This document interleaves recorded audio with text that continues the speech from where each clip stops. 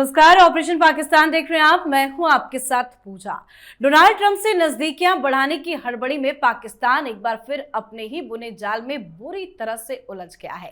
Gaza के नाम पर बने अमेरिकी बोर्ड ऑफ पीस में शामिल होने के लिए शहबाज शरीफ ने जैसे ही दस्तखत किए, वैसे ही पाकिस्तान के भीतर सियासी दरारें खुलकर सामने आ गई। जिसे सरकार शांति की पहल बता रही है, वही फैसला आज पाकिस्तान में अमेरिकी गुलामी का प्रतीक बन चुका है। विपक्ष खुलकर कह रहा है कि शहबाज शरीफ ने संसद को दरकिनार कर राष्ट्र सहमति के बिना वाशिंगटन के दबाव में आकर पाकिस्तान की विदेश नीति को गिरवी रख दी है। इस फैसले का नतीजा ये रहा कि कराची से इस्लामाबाद तक विरोध प्रदर्शन हो रहे हैं। सोशल मीडिया पर शहबाज शरीफ को अमेरिका का कठपुतली बताया जा रहा है और बुरी तरह से शहबाज मुनीर फंस चुके हैं।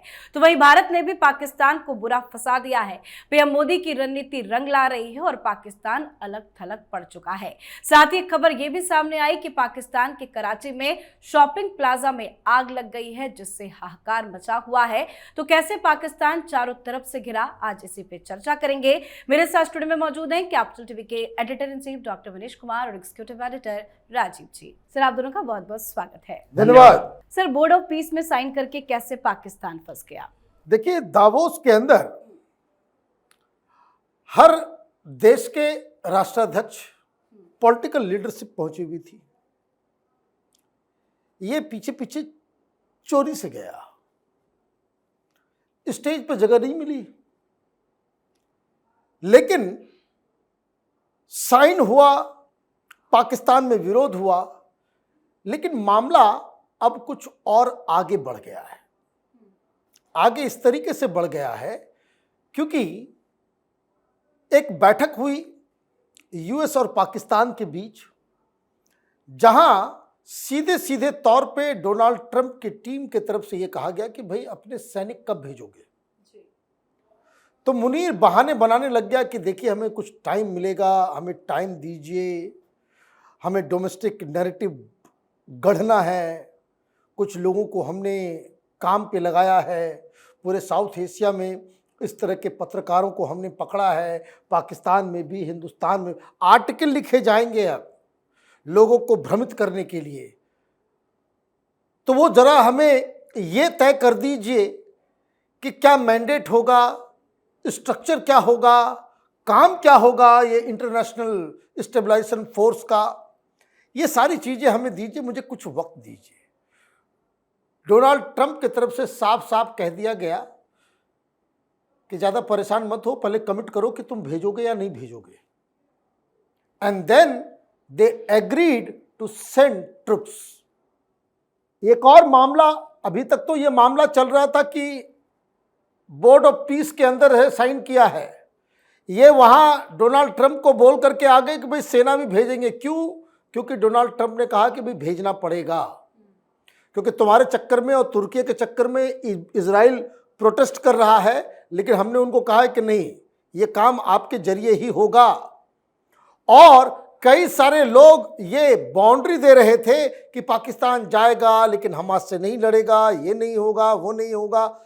ये सबसे पहला लाइन ही, ये जो उसने डोनाल्ड ट्रंप ने ये बोर्ड ऑफ पीस बनाया है, उसके पहले पैरा के अंदर ही लिखा हुआ है कि डिसआर्म करना है हमास को। तो मतलब ये कि आप बचने के लिए आपके पास कोई जगह ही नहीं है। You have committed yourself to that board of peace and you have committed to Donald Trump that you will send troops, वहां हमास से लड़ने जाओ अब। और ये ऐसा जाल में फंसा हुआ है कि ना न्योता दिया गया तो वो चिट्ठी दी गई। और एक चीज़ और समझ लीजिए कि इसमें 3 साल के लिए जाएगा। आप अमेरिका के टीम में भी आ गए और उसके बाद आपको ये ब्लैकमेल करेगा कि भाई $1 बिलियन दो। वो आपके पास है नहीं, $1 बिलियन आप देंगे नहीं, तो आपको वो कठपुतली की तरह जैसे जैसे नचाएगा आपको नाचना पड़ेगा। और सिर्फ अंतर्राष्ट्रीय मंच पर ही नहीं, पाकिस्तान के अंदर भी ये जो फैसला शहबाज शरीफ मुनीर की तरफ से लिया गया है उसको लेकर विरोध हो रहा है। पीटीआई भी धमकी दे रही है। क्या आने वाले दिनों में जनता सड़क पर उतरेगी, शहबाज और मुनीर का विरोध होगा? देखिए, शहबाज और मुनीर की परेशानी अंतर्राष्ट्रीय स्तर की नहीं है, बल्कि वो डोमेस्टिक प्रॉब्लम से कहीं शिकार हो चुका है और इसीलिए अंतर्राष्ट्रीय मंच पर एक परेशान है। इस डील से परेशानी उसकी पाकिस्तान के अंदर दिख रही है। इसलिए जो डॉक्टर साहब ने कहा कि कैसे डोमेस्टिक नैरेटिव चेंज करने के लिए मुनीर कुछ समय की मांग कर रहा है। अब डोमेस्टिक नैरेटिव चेंज करने की कोशिश करोगे, इसका मतलब है कि नैरेटिव पहले से सेट हो चुका है और जो सेट हो चुका है उसका सवाल उठा दिया पीटीआई की तरफ से। पहला सवाल टेक्निकल है कि आपने संसद को, कैबिनेट को और पाकिस्तान के दूसरी पॉलिटिकल पार्टियों को, यानी कि विपक्ष की भी सहमति क्यों नहीं बनाई? क्यों नहीं आपने इसके बारे में चर्चा की? अचानक से आप दावोस जाते हो और बोर्ड ऑफ पीस पर साइन कर देते हो, क्योंकि वहां पर ट्रंप आपसे बोलते हैं, आप साइन कर देते हो। आपको समय लेना चाहिए। और अगर आपको पहले से पता था कि वहां पर इसके ऊपर साइन करना है तो उससे पहले सेशन बुलाना चाहिए। संसद के सत्र में इसकी चर्चा होती कि क्या पाकिस्तान को उसमें फंसना चाहिए, और अगर आप चर्चा नहीं करवाए तो कैबिनेट से अप्रूवल भी आपके पास नहीं है। इसका मतलब शहबाज शरीफ को टेक्निकल तरीके से फंसाया। और ये जो सवाल उठाया जा रहा है वो वहां के लोगों तक पहुंच रही है कि किस तरीके से इन लोगों ने पाकिस्तान को अमेरिका के हाथों बेच दिया है, और वो भी बेचकर उसने सौदा किसका किया है? हमारे ही भाई बंधुओं का। मतलब वहां पर अगर शांति चाहिए, गजा के अंदर रिकंस्ट्रक्शन करना है, डोनाल्ड ट्रंप को अपने टावर बनाने हैं, कंस्ट्रक्शन के ठेके लेने हैं, तो ऐसे में वहां पर सबसे पहली जरूरत होगी आर्मी की, और आर्मी भेजने के लिए पाकिस्तान को मनाया जा रहा है। मुनीर वहां गया ही क्यों था? इसीलिए कि लोगों को पता है, दूसरे देशों को पता है कि पाकिस्तान के अंदर केवल शहबाज शरीफ कुछ नहीं कर सकता, मुनीर की सहमति चाहिए। और ये वहां पर जाकर इन्वेस्टमेंट के लिए अलग अलग देशों के नेताओं से, कुछ देशों के सीईओ से, कुछ कंपनियों के लोगों से वहां पर मुलाकात कर रहा है, क्योंकि शहबाज शरीफ पर भरोसा नहीं है उन लोगों को। और ऐसे में पाकिस्तान के अंदर राजनीतिक पार्टियां, कुछ संगठन, कुछ एनजीओ और साथ ही ये जो टेररिस्ट ऑर्गेनाइजेशन के बैकअप में चल रहे कुछ संगठन हैं, ये सारे लोग इकट्ठा हो रहे हैं कि जल्दी इस प्लान से बाहर आओ, और नहीं तो फिर यहां पर आंदोलन भी शुरू होंगे और धमाके भी पाकिस्तान में सुनाई देंगे। और कहीं से भी अच्छी खबर पाकिस्तान के लिए सामने नहीं आ रही है। अब कराची के शॉपिंग प्लाजा में ही आग लग गई, जिसको लेकर इतना हाहाकार मचा हुआ है। 2 दिन 3 दिन पहले भी इस तरह की घटना घटी थी। उसमें 7-8 लोगों की मौत हुई थी। आज फिर ये घटना घट गई। अब तो ये सवाल उठ रहा है कि क्या ये साजिशन हो रहा है? क्योंकि ऐसा तो नहीं कि बहुत गर्मी पड़ रही है, आंधी चल रही है, लू चल रहा है, उस वजह से कुछ हो रहा है। क्योंकि धीरे धीरे आप देखिए कि पाकिस्तान किस तरीके से उसका सिस्टम जो है वो गर्त में जा रहा है। 8 तारीख का दिन मुकर्रर किया गया है। ये जमाते इस्लामी वाले वहाँ अलग यलगार कर रहे हैं, वहाँ इमरान की पार्टी, अब तो वो तमाम पत्रकार, सोशल मीडिया वाले जो सरकार की तरफदारी करते थे वो भी अब इस टॉपिक के ऊपर बातचीत करना इन लोगों ने बंद कर दिया है।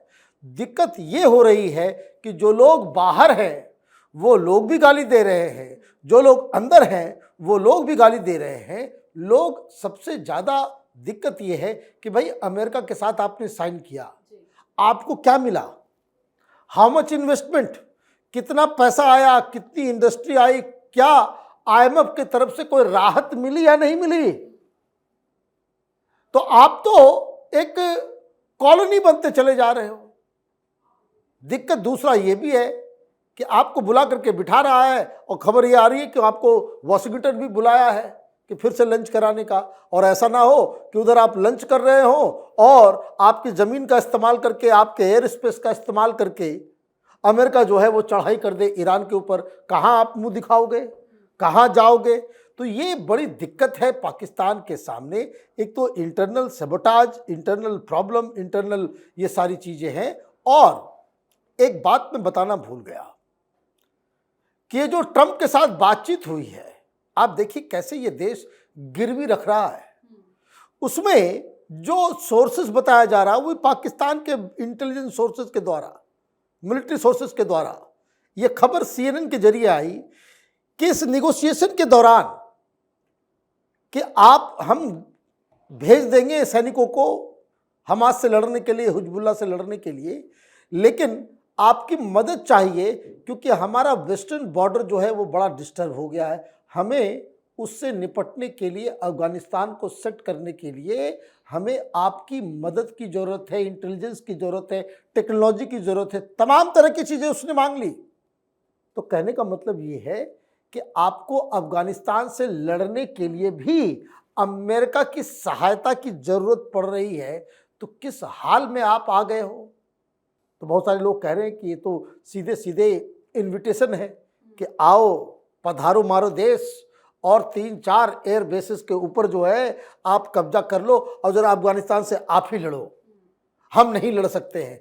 तो बहुत बड़ी मुसीबत में डोनाल्ड ट्रंप ने पाकिस्तान को डाल दिया। और सबसे बड़ी मुसीबत तो भारत ही है पाकिस्तान के लिए। सर, कैसे पीएम मोदी ने भारत की रणनीति से पाकिस्तान घिरा हुआ है? देखिए, पीएम मोदी की कूटनीति विदेशी स्तर पर है, जिसके कारण पाकिस्तान का बॉर्डर तो असुरक्षित हो गया।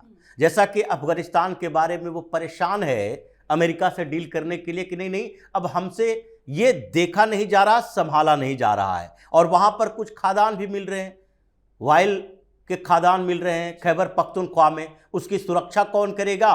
वो पाकिस्तान कर नहीं सकता। लेकिन भारत ने उसको चौतरफा घेरा है, यूरोप से, अमेरिका से, अरब से अफ्रीका तक। जिन जिन देशों के साथ भारत की साझेदारी है या जिस देश में ये संभावना बन रही है कि भारत के साथ कोई ट्रेड डील करेंगे, तो वही स्थिति है। बिना चीखे चिल्लाए ट्रंप की तरह, ट्रंप जैसे चिल्ला चिल्ला कर कहता है ऐसा कर दिए तो 10% लगा देंगे, वहां कर दिए तो 25% लगा देंगे, रूस से लिए तो 50% लगा देंगे। भारत ये टैरिफ की धमकी नहीं दे सकता, लेकिन अपने व्यापारिक समझौते कर सकता है, ट्रेड डील कर सकता है। और अभी दुनिया के 80% देशों को भारत के मार्केट में अपना इन्वेस्टमेंट चाहिए। तो ये जो पोलैंड के साथ भारत ने इन्वेस्टमेंट की बात की और सीधे कह दिया कि देखो पाकिस्तान यानी कि पड़ोसी देश के पास जाकर वहां आतंकवाद को किसी तरीके से पालने पोसने वाले के साथ तुम बातचीत करोगे और हमसे भी बातचीत की उम्मीद करोगे, तो यह संभव नहीं है।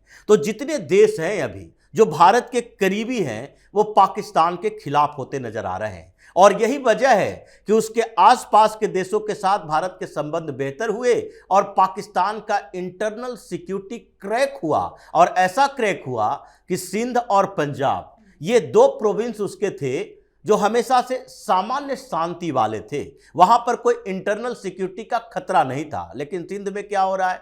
ये कराची के मॉल में धमाका हुआ, यह आगजनी नहीं हुई है क्योंकि इसे छिपाया जा रहा है। अगर आग से कुछ दुकानें जल जाती तो पूरा का पूरा मॉल विस्फोट नहीं हो जाता और वहां पर पाकिस्तान को बम निरोधी दस्ता नहीं भेजना पड़ता। फोरेंसिक टीम वहां पर है, वहां देखे जा रहे हैं। और फिर आईजी आकर बोलता है नहीं, कोई आतंकी हमले की साजिश के लिए हमें अब तक सबूत नहीं मिले हैं। अगर सबूत मिलेंगे भी तो ये बताएगा नहीं, क्योंकि सिंध भी उसी तरह से सुलग रहा है जैसे बलूचिस्तान है। कुछ दिन पहले ही एक हिंदू किसान की हत्या हुई और हजारों की संख्या में हिंदू सड़क पर आ गए विरोध प्रदर्शन करने के लिए। और उसके साथ ही अलग अलग ग्रुप जो कि BLA और तहरीके तालिबान पाकिस्तान के हैं, ये सिंध में भी घुस गए हैं। 46 TTP के लड़ाके पकड़े जाते हैं पंजाब के अंदर। तो इसका मतलब है कि जो खैबर पख्तूनख्वा और बलूचिस्तान में स्थिति थी, अब सिंध और